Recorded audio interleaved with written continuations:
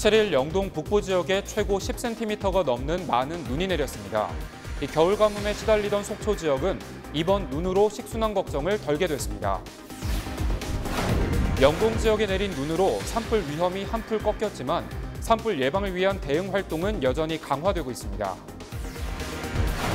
제2회 전국 동시조합장 선거가 다음 달 13일 진행됩니다. 선거일이 한 달여 앞으로 다가오면서 분위기가 점차 달아오르고 있습니다. 원주시가 올해 봉산동과 중앙동, 우산동까지 도시재생 공모 사업에 도전해 낙후된 원도심의 탈바꿈이 기대됩니다.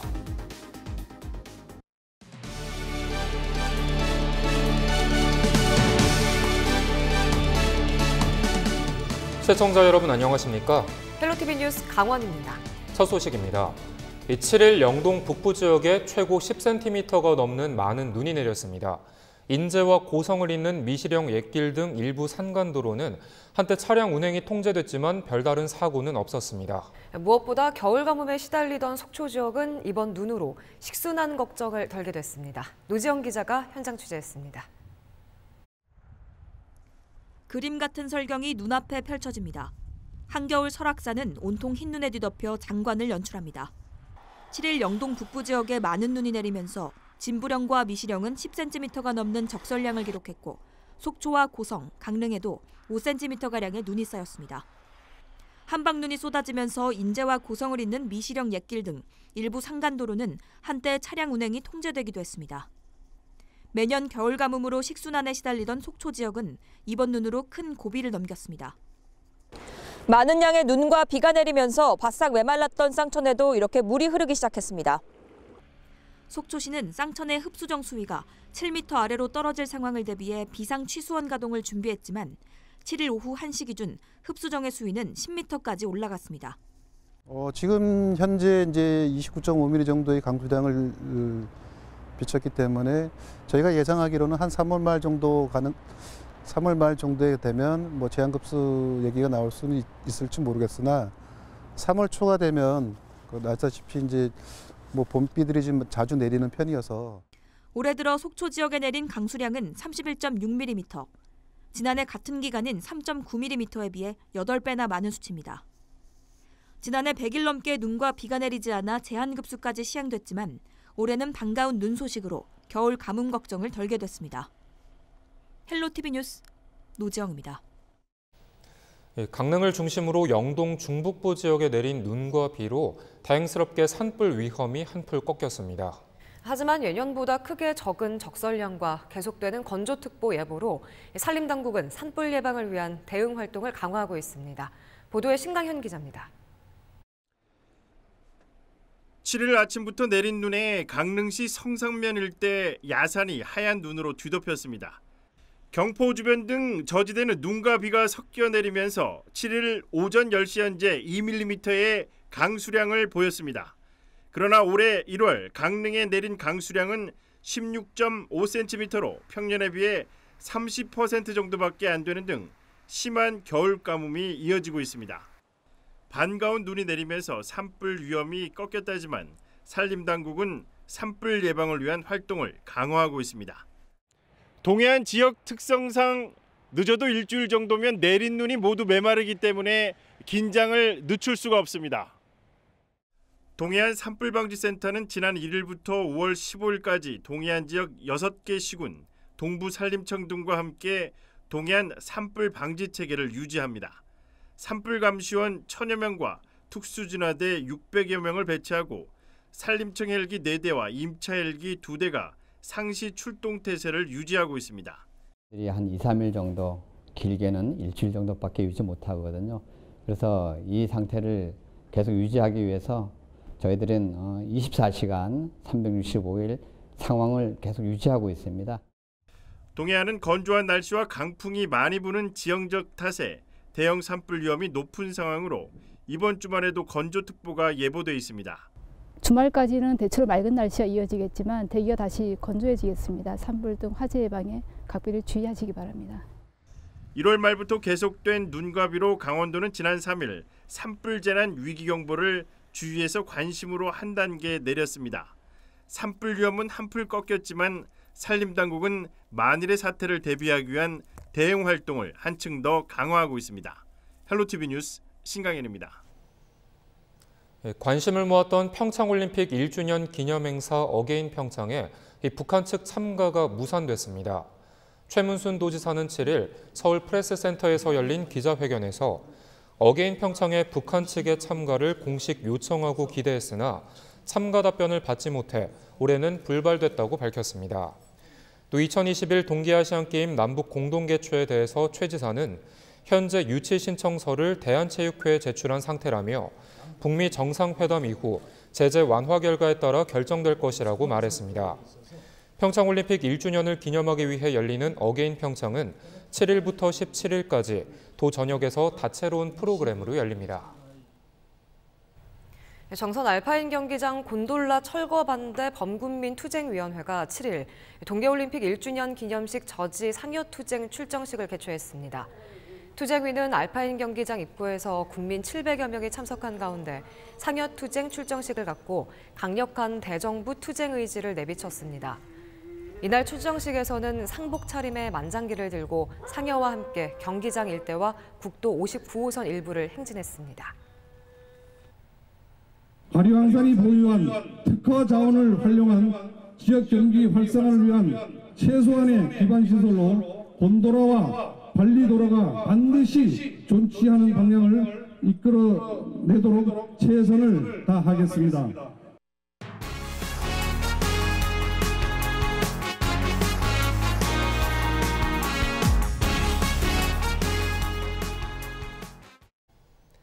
제2회 전국 동시조합장 선거가 다음 달 13일 진행됩니다. 이 도내에서는 총 100곳의 농수축협과 산림조합 등이 조합장을 선출하는데요. 선거일이 한 달여 앞으로 다가오면서 분위기가 점차 달아오르고 있습니다. 보도에 성기석 기자입니다. 조합장은 각 지역 농수축협과 산림조합 등의 수장입니다. 억대 연봉의 예산과 인사권 등 막강한 권한이 있고 지역에서의 지위 때문에 경쟁이 치열합니다. 지난 2015년 열린 제1회 전국 동시조합장 선거 도내 경쟁률은 3.1대 1이었습니다. 다음 달 13일 열리는 제2회 선거까지 이제 남은 기간은 약 한 달여. 오는 22일부터 선거인 명부가 작성되고 26일부터 이틀간은 후보자 등록 신청이 이루어집니다. 또 28일부터 2주간은 공식 선거운동이 펼쳐지고 투표는 13일 오전 7시부터 오후 5시까지 진행됩니다. 아직 후보자 등록 전이지만 이번 도내 조합장 선거 경쟁률은 1회 때와 비슷한 수준을 보일 것으로 전망되고 있습니다. 전국 조합장 선거를 선거관리위원회가 주관하는 것은 4년 전에 이어 이번이 두 번째입니다. 오랜 시간 동안 관행처럼 이어져온 탈불법 선거를 바로잡겠다는 목적입니다. 조합장 선거는 좁다면 좁다고 할 수 있는 지역사회에서 이루어집니다. 때문에 지연과 혈연, 학연 등이 표심에 강한 영향을 미칩니다. 누가 인기가 더 있고 그렇죠. 좁은 바닥에서 뭐 이번엔 인기를 알리고 다음에 보자 이러죠. 정치랑 비슷해지네 조합장 선거. 똑같아. 농업이야. 그래서 두 번 세 번 나와 떨어지고 하면 그 다음에는 본격적으로 달라지지. 1년 내내 차 타고 다니면서 악수하고. 선거관리위원회가 남은 기간 선거관리에 더욱 엄중한 관심을 기울이는 이유입니다. 강원도 선거관리위원회는 이번 조합장 선거부터 선거범죄 신고포상금 최고액을 1억 원에서 3억 원으로 올리고 신고자 보호제도와 자수자 특례제도를 통해 선거 신고 제보를 더 활성화시킨다는 방침입니다. 헬로티비 뉴스 성기석입니다. 한 달여 앞으로 온 전국 동시조합장 선거를 두고 앞선 리포트에서 일정 등을 살펴봤습니다. 네, 추가적인 내용 스튜디오에 나와 있는 홍승현 기자와 짚어보겠습니다. 네, 홍승현 기자, 전국 동시조합장 선거 어떤 건가요? 네, 한마디로 전국 동시조합장 선거는 공공단체 등 위탁 선거에 관한 법률에 따라서 선거관리위원회가 축산업협동조합을 포함해 농협, 수협, 그리고 산림조합으로부터 의무적으로 선거관리를 위탁받아서 전국적으로 동시에 실시하는 선거를 말하는데요. 도내에서는 모두 76명의 조합장을 이번에 선출을 하고요.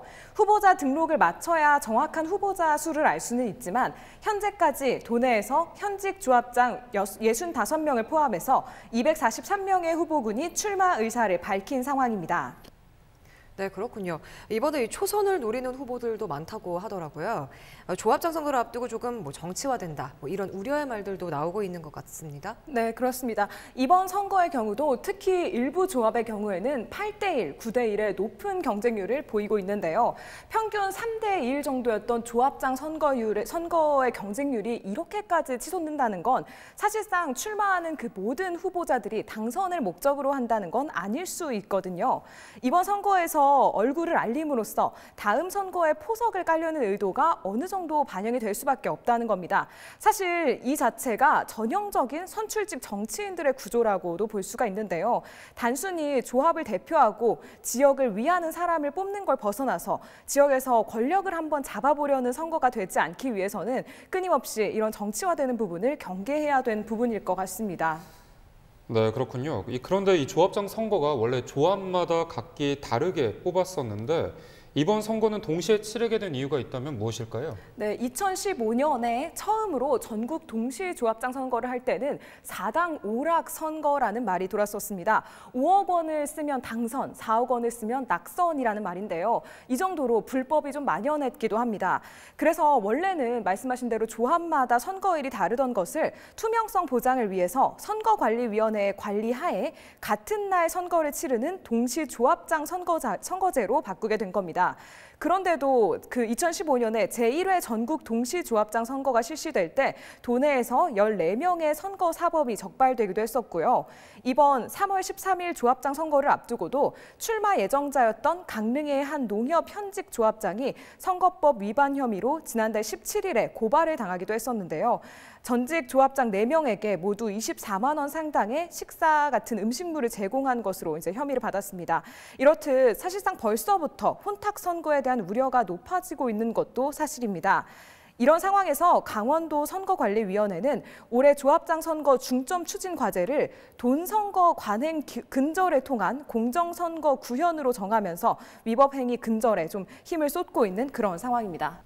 네, 그렇군요. 이 선거법 위반 외에도 조합장 선거를 앞두고 우려되는 점이 있다면 무엇이 있을까요? 네, 지난 2015년 3월에 제1회 전국 동시 조합장 선거가 진행됐을 때 깜깜이 선거라는 비판 여론이 일었었는데요. 이번에 진행되는 제2회 선거도 마찬가지일 거라는 우려가 높습니다.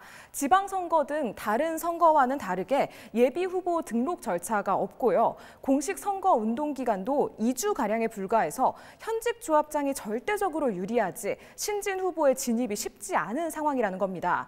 또 현재 관련 법상으로 후보자 본인만 선거운동을 할 수 있고 후보자의 정책을 대중에게 알릴 수 있는 연설회나 공개 토론회 등이 금지되어 있는 상황입니다. 국회에서 정책 토론회나 예비 후보자 등록 제도 신설 등을 담은 관련법 개정안이 발의는 됐지만 좀 정쟁에 가로막혀서 이번 선거에 적용이 되기는 쉽지 않은 상황이기도 하고요. 사실상 지방선거 같은 공직선거보다 선거운동이 어떻게 보면 좀 대폭 제한이 되는 셈이라서 이번에도 깜깜이 선거라는 비난을 피하기는 좀 어려운 상황입니다. 그렇군요. 사실 조합장 선거라는 게 지방에서는 또 어떻게 보면 중요한 선거라고 할 수가 있는데 이 후보자들을 제대로 알 수가 없는 그런 좀 상황들이 일어나고 있는 것 같아요. 이런 부분이 좀 아쉬운 부분인 것 같습니다. 네, 그렇습니다. 사실상 정말 지역에서 이 조합장 선거의 중요성에 비해서는 이 후보자가 어떤 역량을 가지고 있는 사람인지, 제대로 일할 수 있는 사람인지 알 수 있는 기회가 너무 적은 것이 사실입니다. 누가 나오는지, 어떤 사람인지 좀 알 수 있는 기회를 좀 제도적으로 마련을 하는 한편 이걸 뽑는 조합원들 스스로도 정말 우리 조합, 또 우리 지역을 위한 사람을 뽑겠다는 그런 강한 의지가 좀 필요한 시점이 아닌가 그런 생각이 듭니다. 네, 그럼 오늘 여기까지 듣도록 하겠습니다. 홍승현 기자 수고했습니다.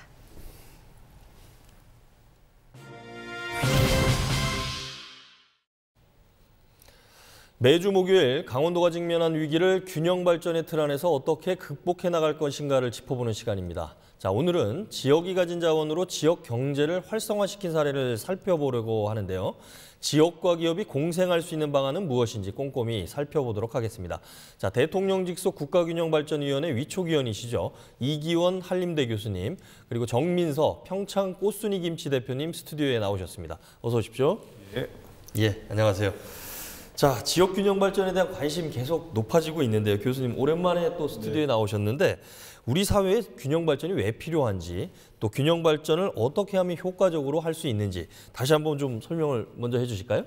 우리 대한민국이 겪고 있는 그 문제의 근원들을 한번 좀 깊이 들여다보면 우리가 전에도 얘기 나눴습니다. 특히 저출산, 고령화 문제들. 그걸 갖다 우리가 심층적으로 살펴봤을 때 젊은 애들이, 젊은 친구들이, 젊은 청년들이 다 지역을 빠져나가서 이쪽 인구가 줄어드는 면도 있었는데, 또 한편으로 수도권에 일자리가 많다는 이유로 빠져나갔지만 그들이 가서 거기서는 또 바로 서울이 전국에서 가장 저출산이 심하다는 것을 우리가 소위 초저출산이라고 하죠. 0.85 이 정도로 합계 출산이 가장 낮은. 그래서 결국은 지역은 지역대로 힘들고 서울은 서울대로 또 과밀화 현상 때문에 힘든 그런 일들을 보고 있습니다. 그렇죠. 어느 한쪽으로 몰렸을 때 나타나는 현상이라고 하기에는 우리가 너무 심각한 수준에 와 있다는 것이죠. 그리고 우리가 선진국, 소위 이미 이제 1인당 소득으로 치면 3만 불 시대를 이제 넘어섰는데 이제 그에 비해서 그러한 규모를 갖고 있는 다른 선진국들을 비교해 봤을 때 지역, 특히 이제 농촌이 그 상대적으로 열악한 것, 그것을 갖다가 그럼 선진국이 갖고 있는 조건들이 뭔가. 저는 이제 몇 가지 지표들 중에서 특히 눈에 띄는 것은 식량 자급률이라든가 이런 것들이 눈에 보이지만 그것보다도 농촌이 과연 잘 살고 있는가, 농촌이 잘 사는 나라가 과연 선진국이다. 그렇다면 결국 균형 발전을 통해서 이런 것을 가져갈 수밖에 없는 것이고, 그러기 위해서는 지금 현재 우리가 쭉 따져왔던 재정 분권이나 이런 문제들을 통해 봤을 때 지역이 스스로 성장할 수 있는, 우리가 자립적 성장 기반이라고 그러죠. 자립적 성장 기반을 갖추는 것이 가장 효과적인 일이고, 그렇게 가기 위해서는 그걸 주도해야 되는 주민들, 사람을 잘 키우는 것.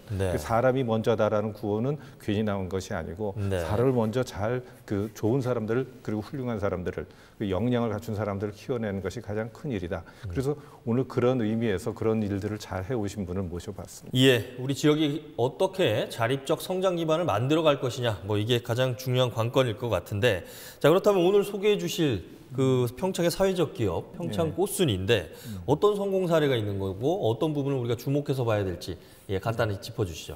균형 발전이란 그 큰 틀에서 봤을 때 지역이 주도하는 자립적 성장 기반이란 결국은 지역의 주민들이, 지역 사람들이 주도하는 그런 자립적 성장 기반을 의미합니다. 근데 우리가 늘 누차 말씀드렸던 것처럼 우리는 항상 자원이 없다 그런 말씀들을 많이 하시지만 자원이 없는 게 아니라 그동안 너무나 그게 우리 눈에 익숙했기 때문에 그 자원이라는 것을 발굴을 못 하셨던 것들이죠.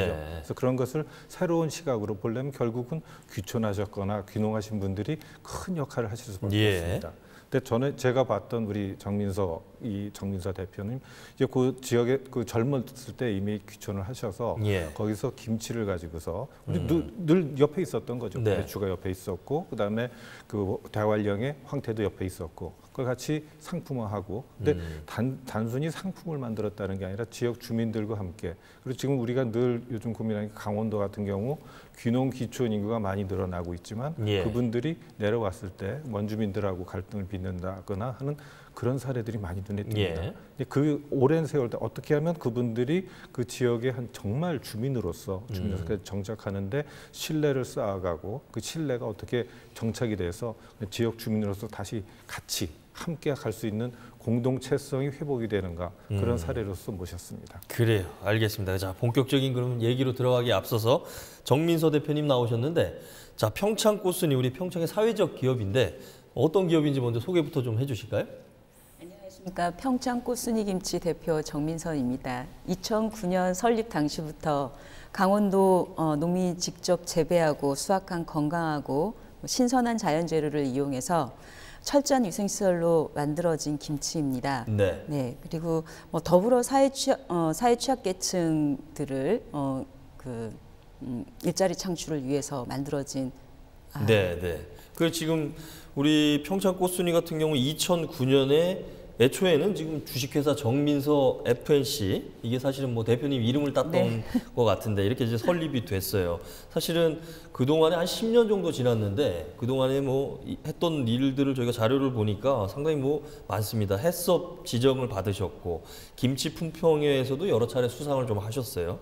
또 특히 GTA 국제무역투자박람회 대상을 수상하고 동계올림픽 때도 공식 지정 납품업체에 선정이 돼서 이게 뭐 국내뿐만 아니라 해외에까지 또 이름을 알리는 그런 기회를 가지신 것 같은데 전체적으로 지금 이 평창 꽃순이는 지금 어느 정도 규모로 성장을 했습니까? 10년 동안에?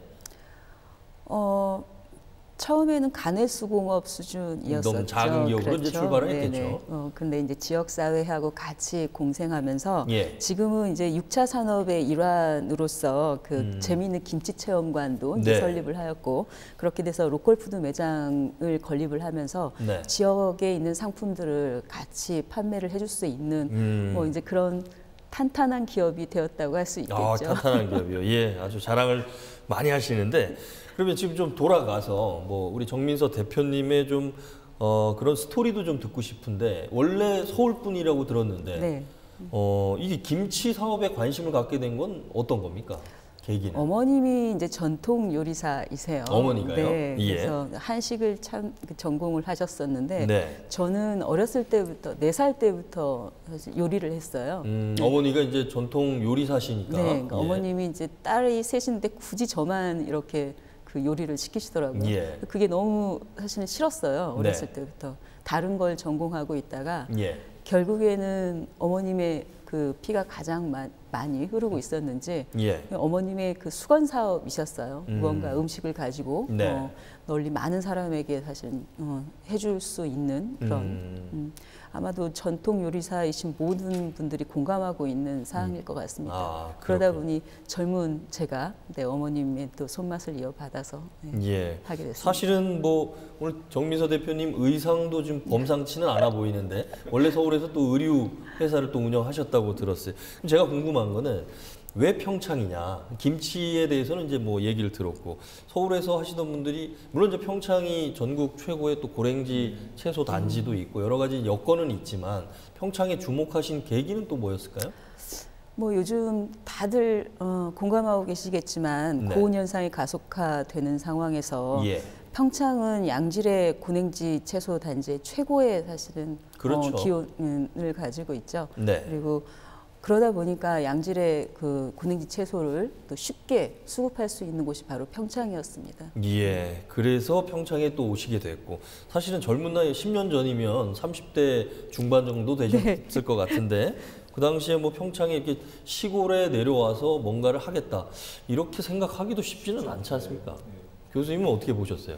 아유, 저도 처음 그게 벌써 한 5년 전이네요. 5년 네. 전에 이제 인터뷰를 드렸을 때 깜짝 놀랐었습니다. 그래서 어떻게 여기 내려오셔서 이 고생을. 근데 그 얘기 하나하나 네. 그 고생해간 과정들. 그러니까 우리가 보통 교과서에서 보는 기업가 정신이 기업가 정신을 갖춘 분들을 우리가 많이 육성을 해야 된다고 얘기를 해왔는데 예. 직접 그런 걸 갖춘 분을 이제 제가 인터뷰를 드렸었던 거죠. 그래서 그 겪어온 과정들, 그다음에 주민들과의 화합 과정, 그다음에 공장 내에서 그리고 소위 이제 기업 내에서의 조직 문화를 읽어가는 과정들. 네. 그래서 갈등은 뭐 절대로 용서할 수 없다라는 그런 수준의 말씀이라거나 네. 아니면은 그 소위 그 기업을 우리가 키워가다 보면은 제일 어려운 문제들이 신용, 소위 기업 신용의 문제인데 그렇죠. 그 어려운 난관에 빠졌을 때 그걸 갖다가 극복해가는 과정. 그리고 또 그 과정을 갖다가 절대로 포기하지 않고 이렇게 표현을 하셨었습니다. 네. 예전에 손을 놓지 않으면 절대로 망가지지 않는다. 그런 아주 소위 이제 우리가 말하는 이렇게 기업가 정신이 아주 몸에 배 있는 그런 걸 제가 그때 봤었고요. 그래서 지역분들하고 그 친화돼 가는 과정들. 그래서 이제 예전에는 처음에 부를 때는 저 여자 그 여자 했었던 것들이 나중에 이제 보면은 그냥 우리 사장님 또는 고스니 이렇게 네. 해서 아주 친근하게 불러가는 그런 과정들을 보면 우리가 앞으로 귀농귀촌이라는 소위 사업들을 그리고 또 지역이 이제 우리가 고르게 발전해 갈 때는 저런 분들이 이런 분들이 바로 지역에 많이 계셔야 되겠구나 하는 걸 이제 느꼈었던 뭐 거죠. 교수님이나 대표님 말씀 들어보면 사실은 그런 마인드를 가지고 있는 대표가 귀농 귀촌을 하신 거고 예. 또 한 가지는 그 평창이 가지고 있는 지역 자원들이 있었기 때문에 결합이 된 가능했다. 거고요. 이런 것들이 예, 이제 예. 상생 효과가 났다고 이렇게 볼 수 있는데 저희가 우리 저 평창 꽃순이 그 준비된 자료 영상 있으면 좀 보면서 설명을 좀 들었으면 좋겠는데요. 준비가 될까요? 예, 대표님 지금 나오고 있는 화면은 어떤 건가요? 이제 김치 회사로서 자리매김을 하고 네. 이제는 조금 더 많은 발전을 하기 위해서 예. 지금 새우를 가지고 새우장을 만드는 그 새우장이요? 네네. 그러니까 그 김치뿐만이 아니라 네. 이제는 조금 더 지역 사회 발전을 위해서 콩을 예. 활용해서 이제 장을 담그는데 그 장을 가지고 새우장을 만들면 훨씬 더 또 지역 경제 활성화가 좋을 것 같아서 지금 새로운 제품인데 제가 준 자료하고는 조금 더 앞서간 자료를 보여주시네요. 혹시 저 김치 관련된 그림, 김치 공장 관련된 그림이 준비되면 다시 한번 보여주시고요. 네. 자, 그러면 지금 아까 말씀하신 대로 김치로 시작을 해서 김치뿐만 아니라 지금 좀 전에 우리가 자료화면에서 봤지만 뭐 다양한 또 식품들, 네. 또 이것뿐만 아니라 로컬 푸드 매장, 또 김치 체험. 뭐 다양한 사업적인 영역들이 넓어져 가고 있는 단계라고 봐야 됩니까? 어떻습니까? 네, 그렇습니다. 지역과 그 소통을 하면서 네. 그 평창 꽃순이 김치의 근원은 지역과의 소통이지 않았나라는 생각이 듭니다. 조금 더 구체적으로 좀 설명해 주세요. 아까 이제 교수님께서 말씀하셨듯이 네. 지역에 있는 자원이 없었다면 평창 꽃순이 김치가 없었겠고 그렇죠. 또 평창 꽃순이 김치가 이만큼 발전하기 위해서 지역 주민도 같이 노력을 했기 때문에 이 자리에 있다고 저는 보고 있고요. 예. 그리고 저 혼자서 무언가를 이끌어냈다고 전혀 생각하고 싶지 않습니다. 그것이 바로 그 근원이 지역에서 나왔고 지역 네. 주민한테 나왔다고 생각을 하고 있습니다. 근데 앞서서도 교수님도 말씀하셨지만 사실은 지역이 갖고 있는 좀 한계라든지 제약 같은 것들이 낯선 젊은 여자가 와서 뭔가 김치 공장을 하겠다. 여기를 선뜻 받아들이기에는 사실 지역이 갖고 있는 뭐랄까요, 그 고정관념? 네. 뭐 이런 것들이 좀 있었을 것 같아요. 이런 건 어떻게 극복을 하셨어요, 그럼? 네, 맞습니다. 네. 처음에 시작할 때는 의욕이 앞섰었죠. 의욕만 네. 너무 많이 앞섰던 거였는데 그들과 같이 발걸음을 맞추는데 이제 시간이 좀 필요했었고 예. 그걸 저는 조금 더 빨리 깨달았던 것 같습니다. 대부분의 이제 지역에 오셔서 기업을 하시는 분들이 예. 좀 마음이 조급한 면이 없지 않아 있습니다. 그렇겠죠. 저도 그때 당시에 어렸기 때문에 조급한 마음이었는데 이제 멘토이신 분이 한 분 계셨어요. 지금은 이제 평창 읍장님이 되셨는데 그분께서 공무원분이요? 네네. 네. 이제 뭐 이제 외지에서 기업을 이제 하겠다고 오니까 네. 또 빨리 그 포기하고 갈 것 같아서 네. 여러 가지 많이 도움도 주셨어요. 그게 네. 바로 지역 프로그램이지 않았나. 그분께서도 물론 이제 공무원이었고 지역 활성화를 또 하기 위해서 그분도 같이 노력해 주시지 않았나라는 생각이 듭니다. 그런 또 평창군의 또 해당 공무원이 적극적으로 또 기업이 안착을 할 수 있게끔 여러 가지 이제 행정적인 지원을 또 했었을 거고요. 또 지역 사회에서도 처음에 시작할 때는 뭐 단순히 돈 벌려 온 사람인가 이렇게 이제 바라보다가 네네. 하나하나씩 지역에 또 뭔가 기여를 하는 부분들이 이 신뢰감으로 이제 쌓여졌겠죠. 그렇습니다. 그런 부분은 좀 네. 어떻게 좀 봐야 그 돼요? 과정들을 보시면 예. 실제로 원료를 수급하고 하는 게 이제 계약 재배를 통해서 가는데 사실은 그렇죠. 이 농산물이라는 게 가격이 굉장히 뜁니다. 네. 굉장히 싸게 들어올 때도 있고 너무 네. 올라갈 때도 있고. 근데 그걸 이제 그 흐름을 파악하기 시작하는 게 첫 단계였던 것 같고요. 그래서 그게 이제 눈에 들어오고 언제 사고 언제 저걸 해야 되는가 하는 그런 수급에 대한 문제를 이제 몸으로 체득하시고 예. 그 이후에 주민들이 이제 일단은 저기 고용이 되시니까. 예. 근데 고용이 되시는데 초기 단계에는 되게 어르신들이 많으시거든요. 예. 어르신들에 맞는 일들을 찾아가고 그래서 그게 하나하나. 그 다음에 두 번째로는 이제 눈이 하나하나 이제 넓혀지시는 거죠. 그래서 지역에서 생산하는 게 있는데, 그리고 이 공장은 이제 여러 군데 이제 수출도 하고 하기 때문에 해썹 시설 같이 굉장히 비싼 시설을 갖춰놨는데, 다른 분들은 이걸 통해서 그런 걸 할 수가 없거든요. 네. 근데 그런 걸 갖다가 그러면은 여기서 해썹 인증을 받아서 그 바깥으로 나갈 수 있도록. 그러니까 우리가 보통 요즘 얘기하는 플랫폼 기업이죠. 네. 지역에서 생산되는 게 어떤 것이 나오든 이 우리 정민서를, 그리고 이게 꽃순이를 통하면은 외부로 그 판로를 가져갈 수 있다. 그리고 이제 꿈이 있으시더라고요. 꿈이 이제 꿈을 그때 5년 전에도 이제 이제 파워포인트에다 이렇게 난 이런 걸 좀 하고 싶습니다. 그거는 제가 직접 여쭤보고. 좋습니다. 예. 예. 결국은 기업이라는 것도 사실은 물론 출발은 준비 단계도 좀 필요하고 시행착오도 좀 겪기 마련이긴 하지만, 그럼 기업이라는 것은 존속 가능해야 되지 않습니까? 수익을 내야 되는 거고. 그런 부분에서 시행착오는 어떻게 극복을 좀 하셨어요? 다들 제가 그 자선 사업을 하고 있는 줄 알아요. 사회적 기업이라는 게. 예. 사회적 기업은 사실 자선 사업이 아닙니다. 아니죠. 그러니까 사회적 기업이라는 건 내가 벌어서 또 그만큼의 또 이익분을 사회에 환원하는 거거든요. 근데 이거를 이제 잘못 생각해서 자선 사업이라고 잘못 생각하는데, 저희 현재 뭐 이제 불우이웃을 돕는다든지, 저희 회사는 매달 15일이 그 김치를 그 사회적 약자들한테 나눠주는 날이에요. 근데 그걸 자선 사업으로 잘못 생각하고 있는데, 바로 그게 사회 환원이거든요. 물론 이제 그 사회 환원의 일환으로 그 사회 약자들을 고용을 하는 것 또한 또 사회 환원인데, 그렇죠. 그걸 또 잘못 생각하시는 분도 계시더라고요. 그렇게 하면서 2, 3년 동안 제가 쌓아놓은 신뢰 또 그 신용도가 결국에는 제가 힘들었을 때 다시 한번 저를 이끌어줄 수 있는 힘이 되어 주시더라고요. 그러다 보니까 은행 또한 마찬가지고 지역은행을 활용을 한 것들이 또 저한테 도움이 굉장히 많이 되었던 겁니다. 그러면 결국은 지금 우리 평창 꽃순이라는 사회적 기업을 매개로 해서 그 지역에 재배하고 있는 농민들, 또 그 근로자들, 또 거기에서 또 혜택을 받는 여러 가지 사회적 약자들까지 한 묶음으로 지금 돼 있다. 이렇게 좀 이해를 하면 되는 겁니다. 공동체가 다시 회복이 되고 있는 거죠. 그럼 이 과정에서 앞서도 설명을 해주셨지만 교수님, 이 평창 꽃순이가 지금 성장한 사회적 기업으로, 성공한 사회적 기업으로 안착할 수 있었던 가장 큰 요인을 좀 꼽는다면 좀 정리를 어떻게 보시죠? 제일 큰 것은 물론 기업가 정신을 갖춘 창업자가 있었다. 그리고 그분이 이 지역에 대한 그 마인드, 지역 자원을 갖다 제대로 활용할 줄 아는 그런 눈을 가지고 있었고, 그다음에 그 아까 말씀드린 꿈이라는 것은 그래서 지역을 갖다가 그렇게 바꿔가는 데 있어서 자신의 꿈과 그게 잘 조화돼가는 그런 사람들하고 조화를 계속 이루어 가셨던 거죠. 그러니까 그 꿈이라는 것이 이제 체험관이라는 형태로 나타나고, 그때는 이게 될까 하는 그런 걱정을 하는데도 하나하나 차근차근히. 근데 그 잊지 마셔야 될 것은 이제 우리가 이제 주민 주도로 일을 한다고 하지만 그 뒤에 기반을, 그래서 이제 행정적인 것, 재정적인 것, 그다음에 제도적인 그런 기반을 갖춰가는 것도 역시 관의 역할입니다.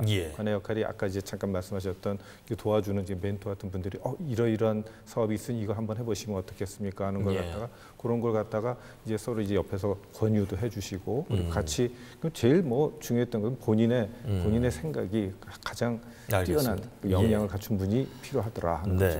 그런 또 성공 요인이 있었는데, 뭐 앞서서도 교수님 얘기했지만 정민서 대표가 꿈꾸는 뭐 또 플랜 뭐 여러 가지가 있을 것 같아요. 지금 꽃순이 문화타운까지 설립을 해서 뭐 식품 체험, 아까 6차 산업까지도 말씀하셨는데 결국은 지금 본인이 꿈꾸시고 있는 포부는 어떤 부분으로 목표를 잡고 계세요?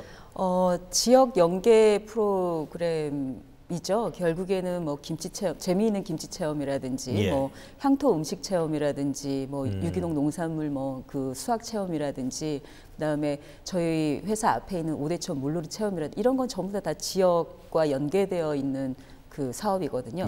그런 걸로 인해서 결국에는 지역 사업이라는 건 지역의 경제 활성화를 만드는 게 목적이거든요. 또한 그렇게 함으로써 지역에 있는 일자리를 창출해내는 거고, 그냥 단순한 일자리가 아니라 내가 와서 노동을 파는 일자리가 아니라 이제는 젊은 친구들도 내가 할 수 있는 일자리. 그러니까 젊은 친구들은 단순한 노동을 파는 일자리를 원하지 않거든요. 네. 자기가 생각하면서 자기가 이끌어 나가고 또 기업을 자기가 만들어 가고 싶어 하는 그런 포부들이 있는데 그런 젊은 친구들도 꽃순이 김치에 가면 나의 그 꿈을 이룰 수 있다라는 네. 그런 기업으로 만들고 싶죠. 또한 더 나아가서는 해외 시장까지도 지금 현재 한라 시장을 지금 뚫고 있고요. 어디요? 한라 시장. 한라 시장. 예, 이슬람 쪽. 예, 새로운 사실 해외 진출인 거죠. 물론 네. 지금 저희가 미국, 호주, 뭐 베트남, 태국까지 수출을 하고 있지만 네. 그런 일반적인 수출보다는 뭔가 또 새로운 수출을 이끌어 나가고 그럼으로 인해서 거기에서 젊은 친구들이 양성할 수 있는 그런 회사. 그래서 결국에는 지역 기업이라 하면 그냥 그 나이 드신 분들이 와서 노동력을 파는 것이 아니라 네. 젊은 친구들이 나의 생각을 팔 수 있는 그런 곳을 만들고 싶습니다. 뭐 되게 중요한 말씀이신데 꿈이 상당히 크신 것 같은데 근데 결국은 이런 것들이 지역 균형 발전의 어떤 대표적인 모델로 우리 지역의 일자리를 만들고 자원을 활용하고 이런 것들이 결국은 사람을 불러 모으는 근데 궁극적으로는 근데 평창 꽃순이가 기업 가치가 점점 더 좋아져야 되는 거 아니겠어요? 네. 아까 이제 어땠느냐라고 물었을 때 초반부에는 1년에 10억 하기도 너무 힘들었었죠. 네. 근데 지금 현재 물론 작년 매출액은 그거에 뭐 5배가 물론 뛰었고 지금 현재 올해 목표액은 그 초반부에 시작했던 10배 목표액이에요. 그러니까 결국엔 딱 10년 만에 10배가 큰 회사가 됐다고 볼 수 있겠죠. 참 그게 꼭 매출이 높아지는 부분뿐만 아니고 아까 말씀하셨듯이 사람을 불러 모으는 어떤 구심점이 될 수도 있다. 이런 모델로서는 상당히 좀 눈에 띄는 그런 결과가 아닌가 싶은데 교수님 그러면 이 그 평창 꽃순이가 지역 사회에 미치는 여러 가지 긍정적인 효과, 영향 이런 건 또 어떻게 좀 분석을 해볼 수 있을까요? 요즘 저희가 많이 얘기하는 것 중에 귀농 귀촌을 가서 어떻게 잘 좋아할 것인가. 네. 근데 그 아주 큰 사례를 하나 만들어 주셨거든요. 신뢰를 쌓아가는 것, 주민들과 신뢰를 쌓는 게 가장 중요한 일이라는 것. 네. 그다음에 지역에는 자원이 참 널려 있더라. 네. 그 자원들을 어떻게 잘 기획해서 디자인 그리고 이제 정말 디자이너들이 많이 필요하거든요. 네. 뭐 건물 하나를 짓더라도 포장재 하나를 디자인하더라도 그런 디자인 개념들이 좀 많이 들어간 그런 것들이 좀 그런 필요하고. 것들이 부가가치를 높일 수 있는 거죠. 그리고 이제 기업이라는 이름을 보시면은 기업의 업을 일으키지 않습니까? 그러니까 일을 그러니까 일자리를 만드는 것은 결국은 기업이고 그 기업가 정신을 갖춘 그런 기업인들이 많이 지역에 육성이 돼야 되는 거죠. 우리가 늘 강조드렸던 것처럼 이제는 유치해 올 때가 아니라 우리가 지역에 있는 것을 육성을 해야 된다. 그 육성을 할 수 있는 역량을 갖춘 기업인들, 그런 분들을 우리가 지역 내에서 자꾸 키워야 되는 거죠. 알겠습니다. 자, 지역과 연계된 다양한 이제 활동들도 많이 하고 계시는 걸로 알고 있는데 그럼 기업과 지역이 공생할 수 있는 방안에 대해서 정민서 대표님은 어떻게 생각하십니까?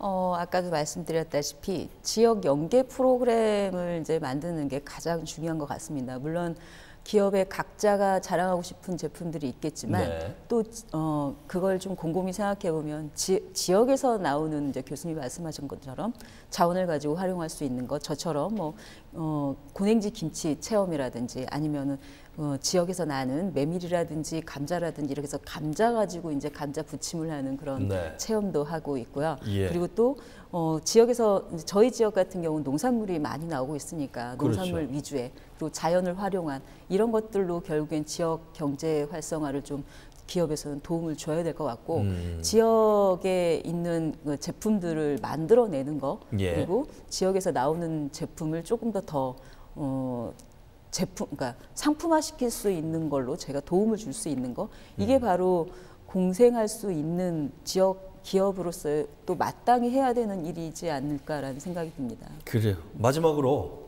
교수님 말씀 듣기 전에 마지막으로 그러면 지금 다양한 아까 이제 플랫폼 기업 이런 거까지 말씀을 하셨단 말이에요. 지금 말씀하신 것처럼 기업이 가지고 있는 고유의 김치 생산이라고 하는 제조뿐만 아니라 지금 말씀하시는 게 사실은 문화적인 콘텐츠까지도 아우르는 어떤 거 같은데 그럼 앞으로의 그 포부는 뭐가 있을까요? 단순한 제품을 생산하기보다는 6차 산업의 주안점을 가지고 예. 이제 고부가가치 서비스를 실현하고 또한 그거를 판매함으로 인해서 그런 기업으로 성장해 나갈 것이고 말씀드렸다시피 글로벌 현재에 안주하지 않고 글로벌 사회 그러니까 기업을 만드는데 그리고 젊은이들이 같이 일할 수 있는 기업을 만드는데 주안점을 두고 싶습니다. 알겠습니다. 예, 젊은이들이 찾아올 수 있는 그런 구심점으로서의 기업 상당히 기대가 되는데 자 교수님 근데 성공적인 내용들을 쭉 얘기를 듣다 보니까 뭐 기대만 자꾸 높아지는 것 같기도 한데 사실은 이렇게 지역에 기반을 둔 기업들이 눈여겨봐야 될 것, 간과하지 말아야 될 중요한 것들이 있잖아요. 네. 그런 부분으로 해서 오늘 마무리 발언 좀 해주실까요? 우리 그 지역이 주도하는 자립적 성장 기반에서 자립을 하려면은 지역이 토대가 돼야 됩니다. 네. 왜냐하면 외부에는 없는, 다른 수도권에는 없는 그것들이 우리 지역에 이제 산재해 있는 거죠. 네. 그걸 보는 안목을 기르는 것. 그건 결국 우리가 역량을 키우는 일들이고 네. 역량을 갖춘 인재들을 키워내는. 처음부터 얘기했던 우리가 지역 인재가 왜 필요한가? 그 지역 인재를 순환시킨다는 게 어떤 것인가? 그리고 지금 우리 대표님 말씀하셨던 대로 젊은이들이 기꺼이 들어가서 일할 수 있는 그런 기업들을 만들어가는 것. 그 젊은이들의 눈높이에 맞는 기업들이 큰다면 네. 젊은이들이 굳이 비싼 수도권에 가서 일자리를 찾지 않더라도 우리가 지역 내에서 얼마든지 만들어갈 수 있다는 것을 그러면 균형 발전, 아까 말씀하신 효과적인 균형 발전의 틀을 이 안에서도 얼마든지 만들어갈 수 있다고 장담할 수 있습니다. 예, 알겠습니다. 교수님 장담처럼 우리 평창 꽃순이를 비롯한 우리 강원도 내 사회적 기업들이 지역 발전의 이익을 담당하기를 좀 기대를 해보겠습니다. 자, 오늘 시간 지역이 가진 자원으로 지역 경제를 활성화한 사례를 짚어봤는데요. 앞으로도 이 같은 사회적 기업들이 2탄, 3탄에서 계속해서 나오기를 좀 기대해 보겠습니다. 자, 이번 시간 함께해 주신 두 분 오늘 말씀 감사합니다. 감사합니다.